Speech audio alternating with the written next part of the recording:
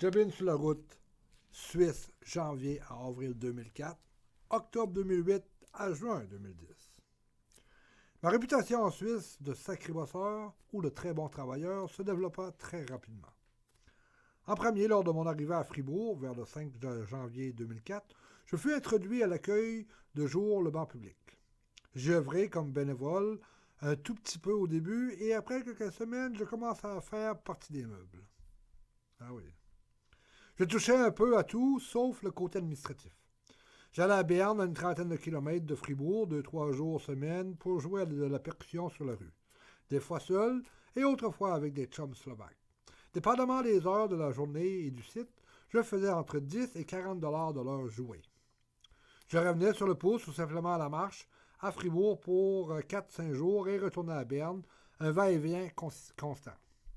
Je quittais Fribourg avec regret sur le pouce le 22 avril de mon le 22 avril, le jour de mon en fait, je suis parti le 21. Le 22 avril, le jour de mon anniversaire, je retournais à Prague, République tchèque, pour mon avion de retour au Canada le 26 avril au soir. En octobre 2008, j'atterris à l'aéroport Charles de Gaulle à Paris. 40 minutes après mon arrivée, j'étais déjà à Fontainebleau, à mon spot de pouce usuel, me dirigeant en Suisse. 4 jours plus tard, j'arrivais à Fribourg, plus d'argent, je n'en ai plus. Mais 30 secondes après être entré au bar public, vers les 14 heures, Anne, une des staffs, me demanda, pendant qu'elle transportait un récipient métallique très chaud, si je pouvais lui ouvrir la porte de l'infirmerie. Et voilà, immédiatement, je suis mis à contribution. Parfait. 2-3 jours plus tard, j'allais à Berne voir des chums et jouer de la percussion pour voir. Presque plus d'argent à faire, dû à des changements de réglementation entourant la musique sur la rue et aussi parce que la plupart des gens étaient dès maintenant, pratiquement et totalement, hypnotisés par leur appareil électronique, cellulaire, tablette, etc. Donc, en 2 allers-retours Suisse-Maroc, je me concentrais sur le banc public en grande partie. Des petites jobines de déménagement et autres ici et là. À quelques occasions, on m'embarqua sur le pouce et en discutant, on me proposait des petits boulots de courte durée avec le gîte. À mon premier retour du Maroc, en mars 2009, une de mes amies africaines me conseilla de travailler pour les festivals de musique, ce que je fis. 2009, Festnote Neuchâtel, Estival à Estavayer-le-Lac et Rock aux Arènes à Avanches. En 2010, le Long Guy Rock Longiro. Merci à la Suisse pour les beaux petits boulots. Chapitre Jobin sur la route, Saint-Anne-des-Monts, Québec, Canada, début septembre 2015. Wow, quelle année 2015 jusqu'à date. Arrivant de Montréal, je venais juste de faire le démontage du festival de la poutine de Drummondville la fin de semaine avant. J'avais 2 semaines de libre avant d'aller à Tadoussac pour le festival des oiseaux migrateurs et de donner un coup de main à mon chum Olivier sur la construction de sa maison à Sainte-Rose-du-Nord. Tout cela avant de participer au tournage à Ottawa, Calgary, Vancouver du documentaire sur l'itinérance francophone au Québec. Mais, j'avais 2 semaines de libre. J'avais arrêté à Rimouski voir mon chum Marius pour une couple de jours, donc je m'en allais à Douglastown, Gaspésie, pour monter un genre de portique extérieur pour la yourte que louait ma nièce Véronique. Référence camionneur et référence aussi chapitre police. Je parle de Véronique là. Entre Matane et Saint-Anne-des-Monts, j'ai pris une ride avec un homme d'une 50aine d'années qui s'en allait chez lui à Saint-Anne-des-Monts. Lorsque je mis mes pack-sacs à l'arrière de la voiture, donc en dedans à l'arrière, je vis une longue et grosse boîte en carton un peu maganée. Il y avait imprimé sur la boîte comme une photo d'un abri genre Tempo. Il avait embarqué une pousseuse et la débarqua. Il a embarqué une pousseuse et la débarqua à l'endroit qu'elle voulait et me dit « Où veux-tu que je te débarque ?» Je lui dis en face de l'auberge jeunesse, ça pointe très bien de là. On s'est parlé beaucoup, lui aussi était voyageur, mais habituellement pas trop sur le pouce comme moi. Lorsqu'il me débarqua, pendant que je sortais mon pack-sac, il me demanda si ça me tentait de lui donner un coup de main cet après-midi. Je lui dis en autant que cela ne prenait pas beaucoup de temps, j'aurais bien voulu me remettre sur le pouce pour Gaspé avant la noirceur. En fait, il voulait monter l'abri Tempo pour entreposer sa voiture pour l'hiver. J'ai de l'expérience sur les Tempos. Vous savez, des Tempos, là, pour la compagnie Tempo, là, j'ai bien de l'expérience. Ben, pas mal. J'évaluais que 2-3 heures de travail qu'on aurait fini, pas de problème. Mais ce n'était pas fait par Tempo, mais par une autre compagnie. Elle s'avéra être un peu plus compliquée et bizarre à monter. En fait, cela nous a pris 5 heures. La noirceur était déjà commencée. Alors Harold Tremblay réitéra son offre de souper et coucher chez lui. Quel souper avec sa sœur, de la truite qu'elle avait elle-même pêchée avec légumes de son jardin et dessert. Je veux dire, elle n'a pas pêché la truite dans le jardin. Elle a pêché la truite, puis les légumes viennent de son jardin. Le dessert, il l'a fait. Au matin, avant de me remettre sur la route, il m'offrit du cash pour l'aide. Étant pressé, j'ai pris l'autobus pour Gaspé. Tu sais, je veux dire, le gars, il dit, j'ai pas d'argent du moins, mais tiens, 80$. Je dis, hey, il y a un autobus qui s'en va, là. Il y a un autobus qui passe bien vite, le temps à faire du pouce, moi, là. Tu peux me payer l'autobus à Gaspé, là, on va y aller. Merci, mon chum Harold, puis bon voyage en Inde et à Santa Fe. Chapitre Jobin sur la route. Passepébiac, Québec, Canada, avril-novembre 2013. Yahoo! Je pense que j'ai pas une job. Il faut que je monte sur le pouce de Gaspé à New Richmond. Fait que je suis monté. Je réussis à rencontrer Denis Bugeaud, directeur de Sargim, juste avant 5h PM. On a parlé en masse, ou plutôt j'ai parlé en masse. On a bien ri, pas de promesses, mais cela augure bien. Denis m'a reconduit à un dépanneur à Bonaventure. J'ai bombé une couple de piastres pour prendre un café pour la route.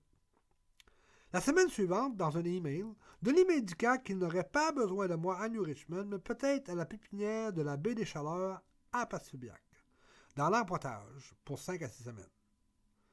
L'empotage, je ne savais pas c'était quoi, mais il commence dans 7 à 10 jours. J'en jubilais. Le 22 avril, c'est mon anniversaire, et aussi le jour de la Terre. Dimanche, le 21, j'allais à un événement organisé à Bonaventure, tout près de Passepébiac, et le lundi matin, le 22, je me rendis à la pépinière de la baie du Chaleur, à Passepébiac, espérant rencontrer un certain Freddy Boudreau, et de le convaincre de m'engager.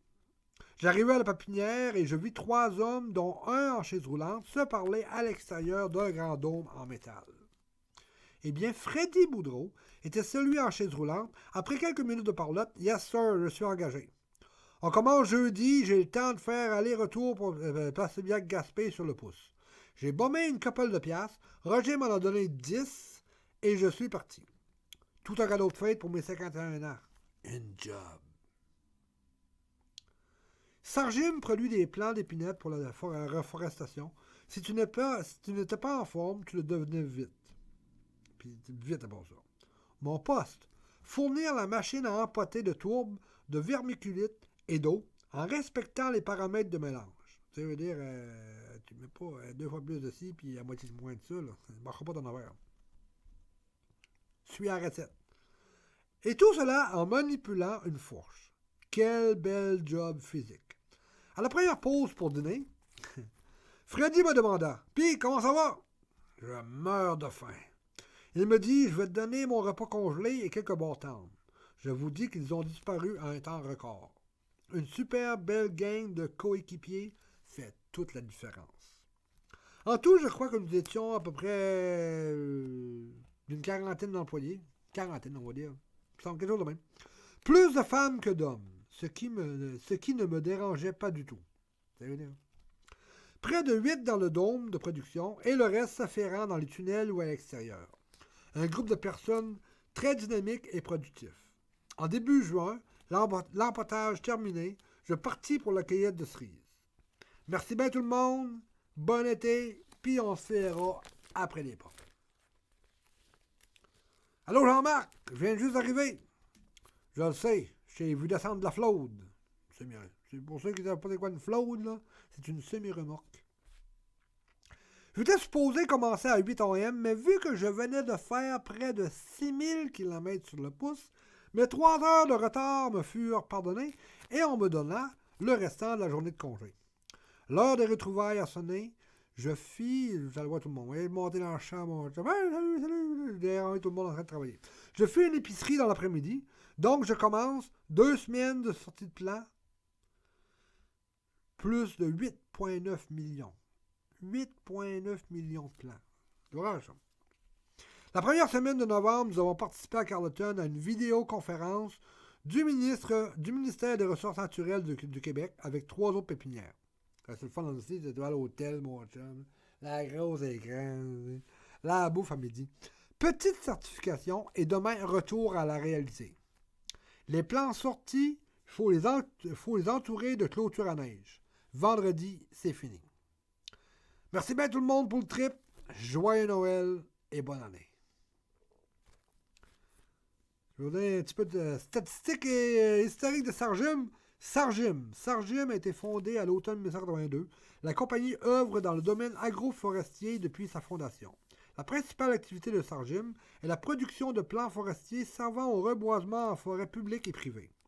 Notre unique acheteur est le ministère de la Forêt, de la Faune et des Parcs. Sargim a une capacité de production avec ses 23 tunnels de près de 5,4 millions de plants annuellement. Ces plants sont cultivés en récipients de 25, 36 et 45 cavités. Les principales essences que nous produisons sont l'épinette blanche, l'épinette noire et l'épinette de Norvège. En 1998, les employés de Sargim ont formé une coopérative de travailleurs actionnaires qui est ensuite devenue une coopérative de travailleurs. Cette coopérative est maintenant composée de 49 membres. Le conseil d'administration de Sargim est composé de 7 personnes, tous membres de la coopérative.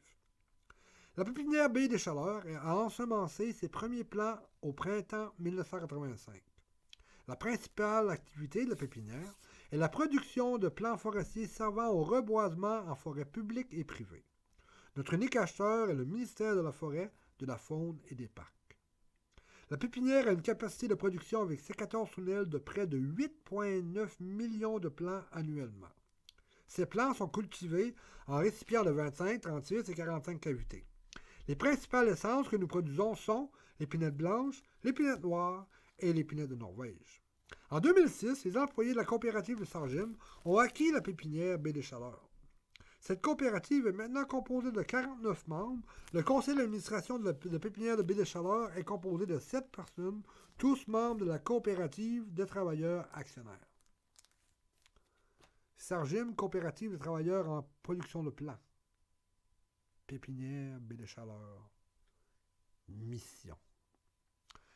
Sargim BDC, donc Pépinière Baie des Chaleurs, est une coopérative de travailleurs qui produit pour le ministère des Forêts et de la Faune et des Parcs, la MFFP, des plants forestiers respectant les hauts standards de qualité en matière de reboisement. Vision. Maintenir la qualité actuelle des producteurs et demeurer à l'affût des développements techniques dans le domaine. Viser à l'augmentation de notre livraison pour dépasser à chaque année le nombre de plants livrés. Optimiser les conditions de travail. Augmenter la formation de la main-d'œuvre, soit à l'interne et ou du coaching. Mise à jour des équipements mécaniques. Maintenir le volet santé et sécurité à son plus haut niveau, mutuelle de prévention, formation, etc. Préparer la relève en priorisant les postes les plus problématiques. Si t'as besoin de 45 personnes dans le champ, puis 3 dans le bureau, puis là, il tombe 2 dans le bureau, puis tu sais que ce gars-là, au bureau, il va partir, ou t'as un foreman quelque part, que la semaine prochaine, il sera pas là. Trouve-toi quelqu'un pour remplacer lui, puis en tout cas, tu prends quelqu'un à l'interne, au bon nom, t'engages quelqu'un spécialement pour, mais fais sûr que ça marche. Rendre l'organisation attrayante en faisant connaître ses points forts, ses particularités, ce qui la démarque. Inclure le développement durable dans les prises de décision. Valeurs. Travail d'équipe, respect, responsabilité, honnêteté et confiance. L'adresse est le 355 boulevard Perron-Ouest, New Richmond, Québec, GOC 2BO. Téléphone 418-392-6210, télécopieur 418-392-4372, courriel sargim@globetrotter.net et le site internet est sargim.com.